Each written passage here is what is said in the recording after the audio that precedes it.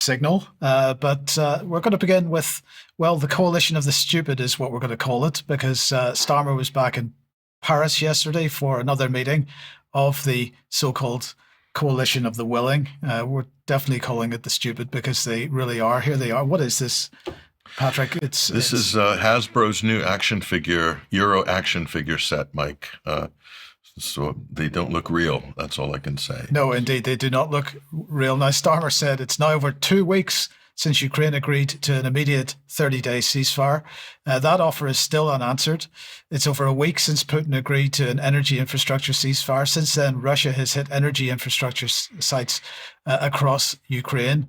And he went on to claim that published readouts from both sides of the agreement confirmed that a naval ceasefire and prevention of use of commercial vehicles for military purposes in the Black Sea, that was agreed, but that Russia immediately backtracked and placed conditions on the agreements despite good faith participation for Ukraine. That's Starmer's position. So it's exactly as you said, Patrick, over the last 2 or 3 weeks, you offer an unworkable ceasefire and then shout see when Russia looks at the detail and doesn't quite like what it sees. It's the Israeli negotiation method. So it's good to know they've adopted that in London. Absolutely. Well, and Paris in this case, but just prior to the coalition of the stupid meeting, Starmer met with NATO Secretary General Mark Rutte. They discussed, this is their readout on this, they discussed their enduring support for Ukraine, agreeing that Europe must do everything possible to keep them in the fight and keep the pressure up on Putin. They both acknowledged apparently the vital role of the United States in forging a path towards a ceasefire agreement, and reiterated that Europe stands ready to support a durable and lasting peace when it comes. And he, of course, Starmer restated his unwavering commitment to NATO as, quotes, the cornerstone of our security. So he was once again virtue signaling for European Defence Union, because that is the term that's used with that all the time. Anyway, at the coalition of the stupid meeting, Starmer presented the outcomes of the planning meetings that we were talking about. There he is with the illustrious Zelenskyy, of course. Great photography and marketing and public relations. So we really have to give it to the Mike. Right. It's like magazine quality. So, I mean, forget about the substance of it, but the look of it, the packaging, it's excellent. So they're doing a great job on the PR side. But the substance, I'm not so sure about. No, indeed. So, as I say, Starmer was presenting the outcomes of the planning meetings in support of Ukraine, which, as we were talking about on Wednesday, taking place at military operational headquarters in Northwood over the last few days. The British regime described the planning meetings as intensive sessions. They apparently involved over 200 military planners from countries across the globe.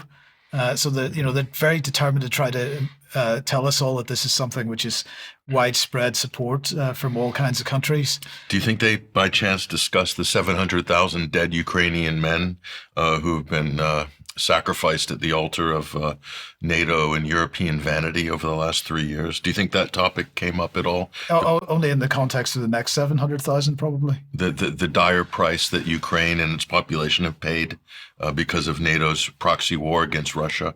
I wonder if that came up at all. No, probably not. But they did apparently spend their time looking in detail at the setup of any future boots on the ground in Ukraine. And I just want to sort of highlight this image also, because you're talking about the PR images. I mean, what's this carpet here? It's just showing the haute couture, as they say in France. Haute couture of that's Macron and Brigitte's personal selection when they revamped it's the Élysée Palace. I guess so. I guess so. Or wherever they are. But yeah, it's very with it. I'm a very contemporary. I like the mix of neoclassical, Baroque, and contemporary. I think it's a nice balance. It's very. It says a lot about modern France, and that's what Macron wants to get that message across. So I like it. And the vase on the fireplace, Michael. Look at that. Yeah, if we just put that back up again for a second. I mean that's worth a few quid. Well, right? But I mean, it's like play school. It's like kindergarten. It's just stupid. I mean, it's ridiculous. What are they trying to sell here? They're trying to. This is some like advanced European brain trust with Zelenskyy plugged in there. somehow they're going to figure out how to defeat the Russians and how Ukraine's going to win this war. That's not going to happen. They're not talking about that either. No. They're saying when a lasting peace, when it finally comes, what do they mean? When Ukraine wins, or? All the language from them is that they want to keep this thing going for as long as absolutely possible. And, they are, I suspect, as we're probably going to see later on in the program, doing everything that they can to subvert any attempts at making some kind of proper peace deal here. Yeah, long-term, low-intensity conflict, most profitable. And most costly for Ukraine on that, for that matter. Let's move on.